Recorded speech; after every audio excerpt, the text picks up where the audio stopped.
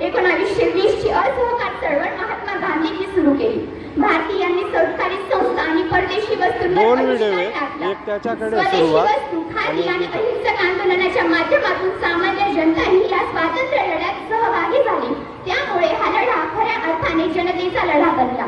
या चळवळीने भारतीयांच्या मनात स्वातंत्र्याची ज्वाला पेटवली आणि तो जागवलेला निर्धार मी पुढील शब्दात मांडते की झुकना नहीं सीखा, रुकना नहीं सीखा, आजादी के लिए हमने डरना नहीं सीखा, जिस मिट्टी ने हमें जन्म दिया बस उसी के लिए मर मिटना सीखा, बस उसी के लिए मर मिटना सीखा.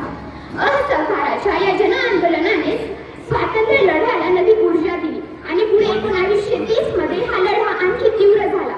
तो म्हणजे सविनय कायदेभंग चळवळीच्या रूपाने. 1930 मध्ये महात्मा गांधींनी सविनय कायदेभंग चळवळ सुरू केली.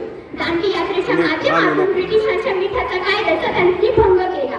या आंदोलनात देशभरातून सामान्य जनता मोठ्या संख्येने सहभागी झाली. भारतीयांनी या अन्यायकारक कायद्याचा अहिंसक मार्गाने विरोध करून ब्रिटिश सत्तेला मोठे आव्हान दिले. त्या एका मुठभर मिठामागे संपूर्ण देशाचा निर्धार होता. उचललेच तो मिठभर मूठ साम्राज्याचा खचला पाया. त्यानंतर हा संघर्ष पोहोचला होता त्याच्या अंतिम टप्प्यावर, तो म्हणजे 1942चा स्वातंत्र्य लढा.